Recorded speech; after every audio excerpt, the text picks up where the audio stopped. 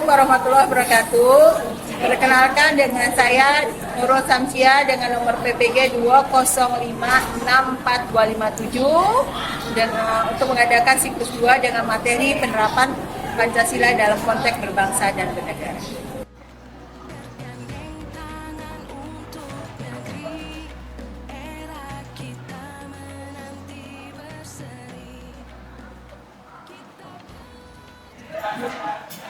Assalamualaikum warahmatullahi wabarakatuh. Waalaikumsalam warahmatullahi wabarakatuh. Bagaimana kabarnya kalian hari ini anak-anak? Alhamdulillah. Biasa. Allahu Akbar. Yes. Sebelumnya biasa mimpin doa, siapa yang mau mimpin doa untuk hari ini? Para mimpin doa. Mulai pembelajaran, mari kita berdoa. Doa mulai. Bismillahirrahmanirrahim. Raditu billahi rabba wa bil islami dina wa bil muhammadin nabiyya wa rasulah. Rabbi zidni ilman warzuqni fahman. Amin. Ya, saya absensi dulu ya kehadiran kalian hari ini. Apa ada? Alfiani? Alia? Andini? Anissa? Cahya? Cahya Salsabila? Devi Cinta? Farel? Felisa mana? Felisa? Gina mana Gina? Karima? Eza? Ahmad? Mana Ahmad? Mulyani? Awang? Hadir. Karena kita sekarang di bulan November memperingati hari apa sayang? Pemuda. 28 nanti. Sekarang hari pahlawan, maka kita menyanyikan lagu yang bertemakan Indonesia. Tolong Nadifah untuk pemimpin temannya kita nyanyikan lagu Indonesia. Siap, siap. Silakan. Diri semuanya.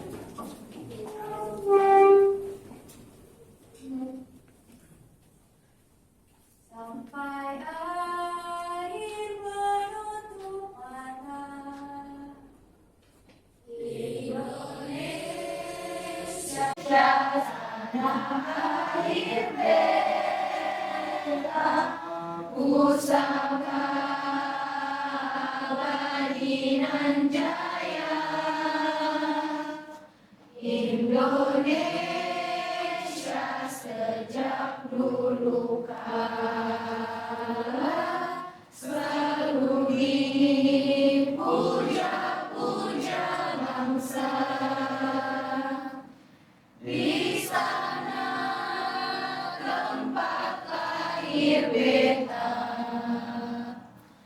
dimulai dibesarkan bunda, sampai berlindung di hari tua, sampai akhir menutup mata. Silakan dulu. Kita akan cari penguatannya. Siapa yang tahu fungsi Pancasila? Saya Bu. Kira apa kira? Makanya. Yang fungsi Pancasila itu ada dua. Yang pertama sebagai dasar negara. Yang keduanya sebagai pandangan hidup bangsa. Oke, good shot. Tepuk tangan dong. Pancasila itu ada berapa? Oke, apa Parisa kita lihat? Mari silakan Ibu bawa kertas nih, bawa kertas untuk Parisa jelaskan kepada teman-teman wujud Pancasila. Silakan Parisa berdiri dan cari apa saja yang bisa. Silakan. Apa saja dari wujud Pancasila?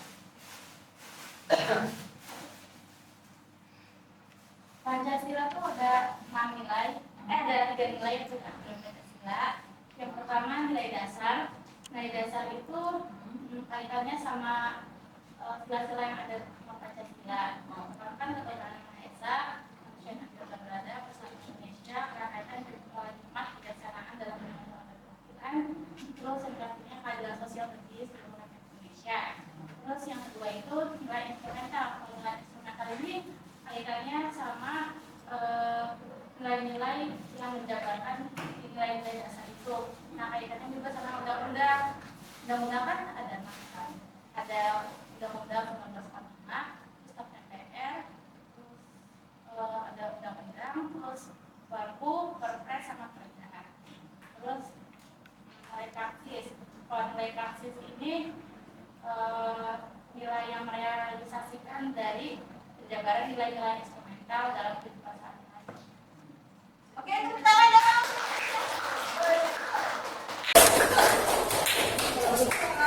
Sekarang kita masuk materi selanjutnya ya, tentang penjelasan materi pendapat Pancasila dalam konteks berbangsa dan bernegara. Oke, kita masuk ke penerapan Pancasila dalam konteks berbangsa dan bernegara. Sebelumnya, kalian bisa lihat video yang Ibu sudah masukkan. Nanti kalian tinggal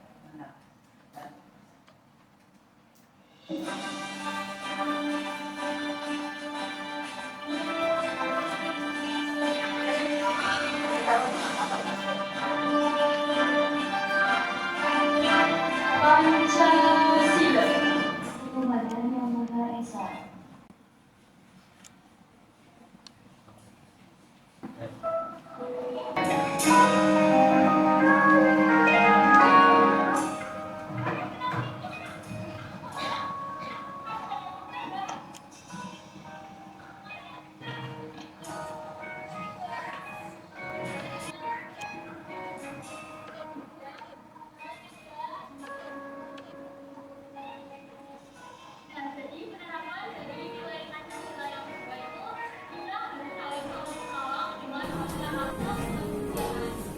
Persatuan Indonesia.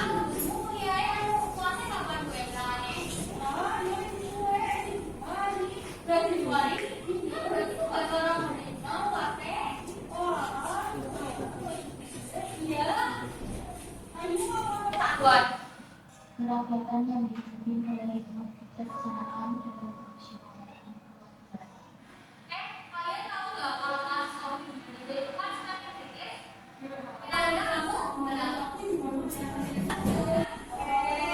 Nah, berarti penerapan dari sila kelima itu kita harus memperlakukan semua orang itu sama tanpa membedakannya sehingga terciptalah keadilan. Oke sayang, kalian bisa sudah lihat video yang Ibu ajarkan tentang konteks penerapan Pancasila dalam penerapan Pancasila dalam konteks berbangsa dan bernegara. Ada tujuan nih dalam pembelajaran kali ini, biasa di mana peserta didik dapat menganalisis pandangan para pendiri negara mengenai rumusan Pancasila sebagai dasar negara, menguraikan kedudukan dan fungsi Pancasila bagi bangsa dan negara Indonesia, menjelaskan nilai-nilai Pancasila dalam kehidupan sehari-hari yang terdiri dari 3 nilai, yaitu nilai dasar, nilai instrumental, dan nilai praksis, memberikan contoh penggunaan produk dalam negeri sesuai dengan penerapan Pancasila dalam konteks berbangsa dan bernegara. Ini dalam tujuannya. Nah, sekarang apa itu Pancasila, Bu? Tadi sudah dijelaskan ya sama Fian, sebagai fungsi dasar negara, yang mana Pancasila juga merupakan ideologi bangsa yang digali dari nilai dan tradisi yang dimiliki oleh bangsa Indonesia sendiri. Pancasila bukan sekedar dihafalkan, namun nilai-nilai Pancasila harus pula diterapkan dalam kehidupan sehari-hari. Salah satu penerapan yang bisa dilakukan adalah dengan menerapkan nilai Pancasila dalam konteks kehidupan berbangsa dan bernegara. Selanjutnya, kita bisa lihat ya, penerapan Pancasila dalam konteks kehidupan berbangsa dan bernegara dapat dilihat dari cara kita menghayati dan mengamalkan 5 sila di dalam Pancasila. Sila pertama pasti kita tahu ya, yang berbunyi apa namanya? Coba Gus? Ini lambangnya? Sila kedua?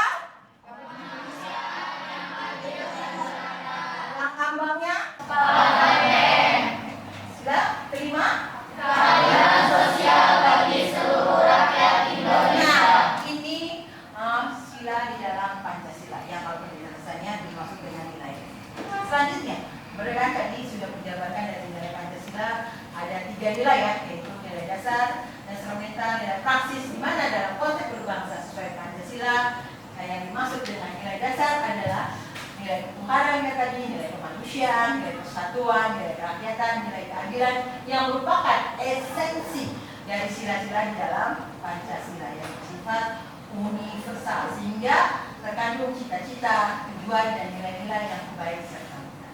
Nah, ini yang dimaksud dengan nilai dasar. Nah, nilai instrumental adalah nilai Pancasila yang dituangkan dalam bentuk aturan hukum dan kelembagaan, yang mana tata urutannya ada 6 ya. Satu pasti Undang-Undang 1945, Tap MPR, Undang-Undang, Perpu, Peraturan Presiden dan Perda. Selanjutnya kita langsung nilai praksis adalah realisasi dari nilai dasar dan nilai instrumental yang berupa penjabaran dari nilai-nilai yang dilaksanakan dalam kehidupan sehari-hari, baik dalam kehidupan bermasyarakat atau bernegara di Indonesia. Selanjutnya, penerapan nilai dasar. Kalian sudah tahu lah penerapan nilai dasar dari sila pertama, yaitu membina kerjasama, tolong menolong dengan pemeluk agama lain sesuai dengan situasi dan kondisi di lingkungan masing-masing, mengembangkan toleransi antar umat beragama, mewujudkan kehidupan yang seragam. Kita bisa lihat di sini contohnya. Selanjutnya poinnya dari sila kedua, kemanusiaan yang ada dan berada dan nilai praktisnya kita juga bisa lihat. Apa saya di sini kita sama, jadi manusia itu sama mata Allah karena kita memang ciptaan Allah. Hukum juga berdasarkan hukum syariat adil dan tidak memihak. Nah, ini penerapan dalam sila kedua. Selanjutnya penerapan sila ketiga, kita bisa mencintai tanah air Indonesia sebagai negara kesatuan kita, apalagi prinsip hidup di Indonesia, makan Indonesia, mati pun Indonesia, harus dicintai bangsa Indonesia. Oke sayang, terusnya kita menghormati. Selanjutnya sila keempat. Sila keempat kita menguraikan hak pilih. Nah, kita tahu kan setelah lagi kita mau adakan pemilu tanggal berapa? 14 Februari 2024. Nah, kalau sudah yang usia 17 ya, sudah hak pilih pertama, maka kita bisa menggunakan hak pilih dan pemilihan umum secara bebas dan bertanggung jawab. Dengan apa saya tidak sesuai, boleh menyampaikan aspirasi atau pendapat secara sopan dan konstruktif. Tidak boleh yang beranak. Oke, selanjutnya penerapan dalam sila keempat, kita bisa menghormati keputusan yang diambil melalui musyawarah dan mufakat. Jadi apapun keputusan harus lewat musyawarah dan mufakat.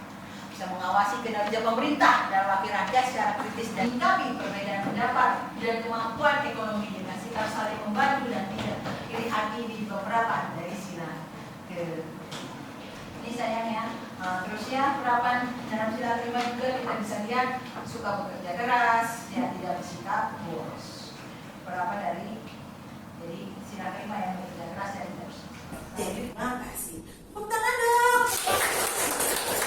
Oke, selanjutnya Ibu harapkan kalian ada penugasan dari Ibu untuk presentasi lewat kemarin bukan infografis ya. Silakan kalian duduk berdasarkan kelompok masing-masing. Silakan mulai.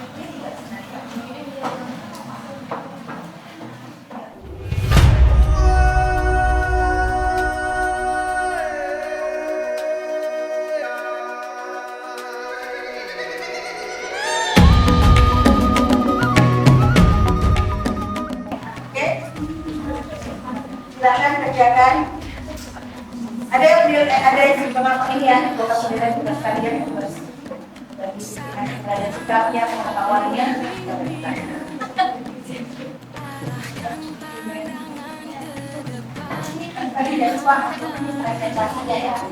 Nanti ibu kasih waktu kalian setiap kelompok untuk presentasi hasil infografis yang kalian sudah buat. Tantangan kan kita hadapi, bergandeng tangan untuk negeri, era kita menanti berseri. Kita pelajar Pancasila, kita bernafas dalam sila-silanya. Kita pelajar Pancasila, ayo kita jaga untuk Indonesia. Bersatu dalam perbedaan, berpegang tangan dan berlari. Singkirkan egomu, oh kawan, demi negeri ini.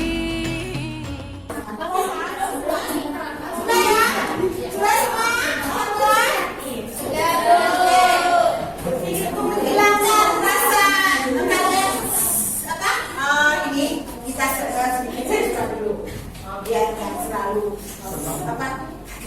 oke?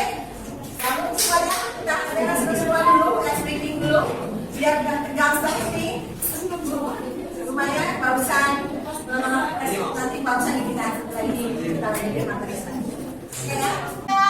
Awak siap sana Mam sini dong cadatan masa nggak ke sana oke ya?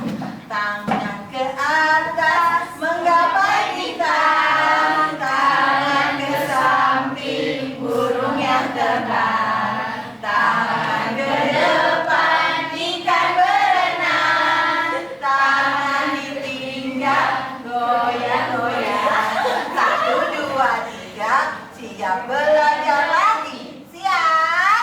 Siap. Oke, Abdullah, silakan duduk. Kita mulai presentasi. Kita mulai dari presentasi kelompok 1. Siap kelompok 1 presentasi? Siap kelompok 1? Siap. Coba kami mulai untuk presentasinya. Silakan kelompok 1.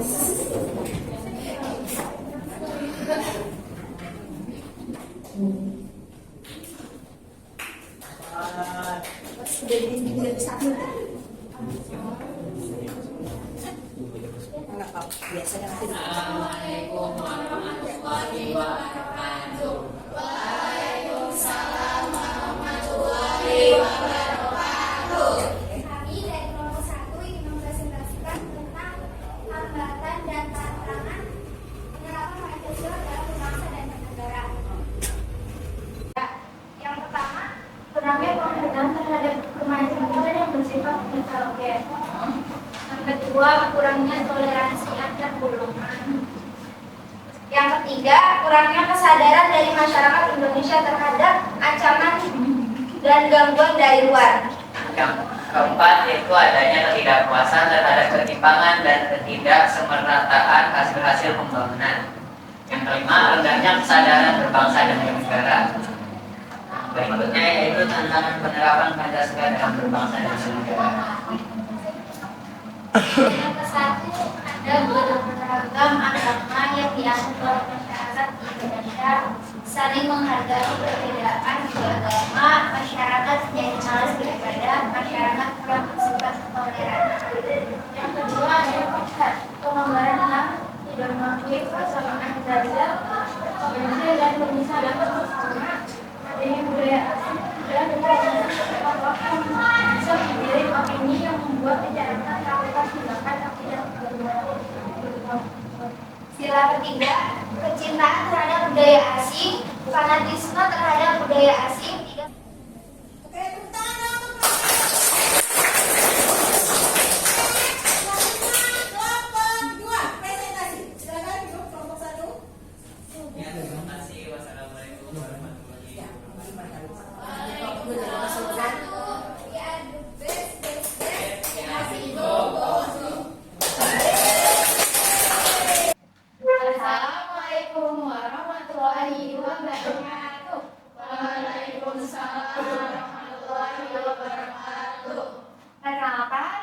dari kelompok 5. Berdirinya kami di sini yaitu untuk mempresentasikan tentang tantangan dan hambatan penerapan Pancasila dalam kehidupan berbangsa dan bernegara. Ya, sebelum itu kita punya slogan. Kelompok 5, semangat, kreatif, kerja cerdas. Nama saya Nisa Fasya, Saya Mulyani Widya Putri, nama saya Nadine Anissa Dalina. dan ada satu lagi anggota kami yaitu Naila Ade Putri yang saat ini sedang berhalangan untuk hadir. Ya, langsung saja kita ke materinya. Yang pertama yaitu ada tantangan penerapan Pancasila. Di sila pertama ada gerakan radikal kelompok yang mengatasnamakan agama dengan munculnya kelompok-kelompok yang mengatasnamakan agamanya sendiri untuk kepentingan. Dan sila kelima ada gaya hidup mewah cenderung mencerminkan ketimpangan ekonomi di masyarakat ketika hanya sebagian kecil masyarakat yang dapat menikmati gaya hidup mewah, sementara mayoritas hidup dalam kemiskinan atau kesulitan ekonomi. Hal ini bertentangan dengan prinsip keadilan sosial Indonesia. Sila keempat, penerapan Pancasila juga dapat terhambat oleh kurangnya kesadaran dan pendidikan mengenai nilai-nilai Pancasila. Pendidikan yang menjunjung tinggi kepatuhan terhadap Pancasila dan pemahaman yang mendalam tentang arti dan implikasinya dapat membantu mengatasi hambatan ini.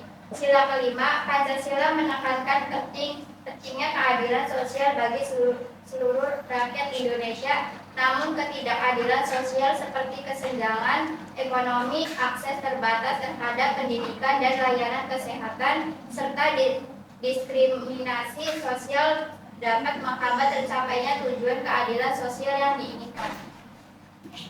Dilihat dari tantangan dan hambatan penerapan Pancasila. Sekian dari kami, kurang lebihnya kami mohon maaf. Wassalamualaikum warahmatullahi wabarakatuh. Sudah selesai ya presentasinya.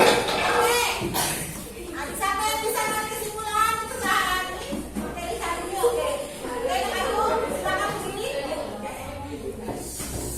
Silakan. Assalamualaikum warahmatullahi wabarakatuh. Saya Karima dari kelompok 4 ingin menyimpulkan hasil dari penerapan Pancasila. Yang tadi dibahas ini, memiliki beberapa karakter atau ciri-ciri, antara lain yang pertama beriman dan bertakwa kepada Tuhan Yang Maha Esa sesuai dengan agama atau kepercayaan masing-masing. Yang kedua berakhlak mulia, berbudi pekerti luhur dan beretika tinggi. Yang ketiga berjiwa nasionalis, patriotis dan cian. Yang kedelapan berkepemimpinan, berwibawa dan bertanggung jawab. Yang kesembilan berwawasan luas, berpikir kritis dan berinovasi. Yang ke-10 berkesejahteraan, berkemakmuran dan berkeselamatan. Oke, uji tepuk tangan ya Bang. Ternyata kesimpulan dari Karimah ada kurang lebihnya kesimpulan yang dari kita tahu penerapan Pancasila dari sila pertama yaitu ketuhanan Yang Maha Esa sampai sila kelima yaitu keadilan sosial bagi seluruh rakyat Indonesia memiliki ciri karakternya masing-masing. Jadi jangan sampai ada kayak tadi kurang lebihnya 17 faktor hambatan, benar saya 17 faktor tantangan itu menjadikan bumerang buat kita sendiri. Maka kalian itu berpancasila lewat penerapan kehidupan kalian sehari-hari. Dan mumpung masih ada waktu nih, adakan di rumah. Siap dengan lengkap? Siap. Ada sila perbedaan yang disebut dengan apa itu radikal, apa itu separatisme, apa itu terorisme. Sampai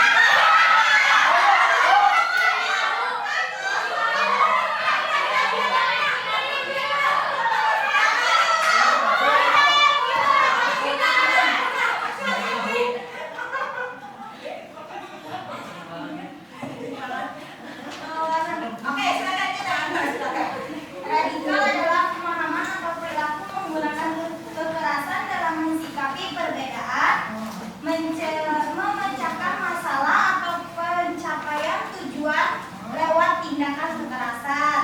Terus separatisme itu adalah suatu gerakan untuk mendapatkan kedaulatan dan memisahkan wilayah atau kelompok manusia dari suatu dan sama lain. Gerakan memisahkan diri atau wilayah. Terorisme itu adalah perilaku dengan ancaman kekerasan yang menimbulkan suasana teror atau rasa takut yang dapat menimbulkan korban yang bersifat massal.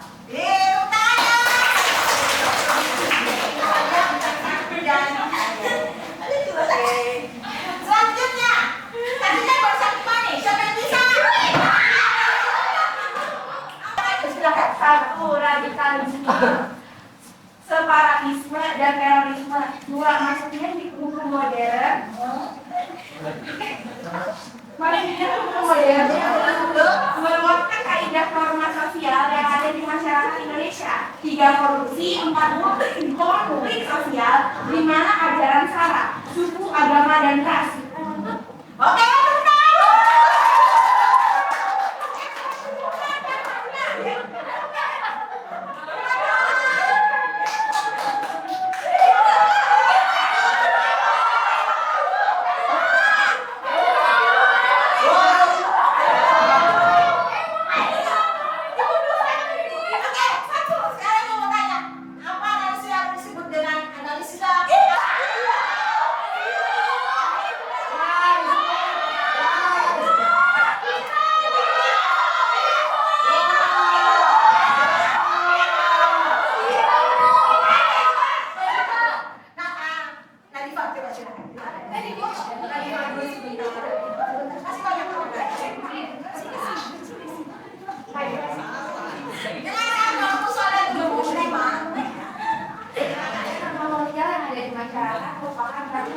dibuat oleh penguasa negara, tapi berlaku dan diakui di dalam masyarakat. Sedangkan hukum modern itu menyatakan bentuk cara kerja di mana menciptakan kebenaran orang dan berlakunya dapat dipaksakan orang-orang. oke, Ya, oke, selesai.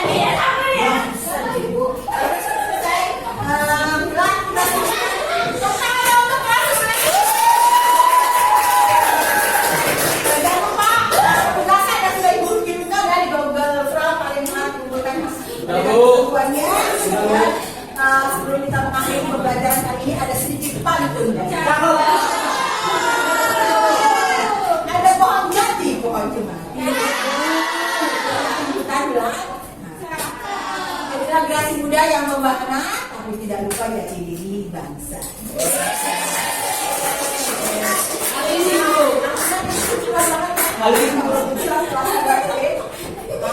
kita doakan ditutup oleh doa, ditutup oleh Parah lagi.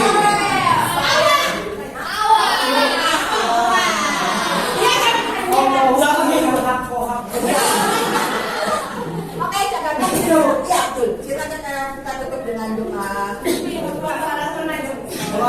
Ya, sebelumnya kita tutup dengan doa. Kalian tetap semangat untuk meraih masa depan, jangan pantang menyerah, tetap belajar apapun halangan segala tetap semangat semua. Jangan lupa ya kalian tetap semangat. Berenai?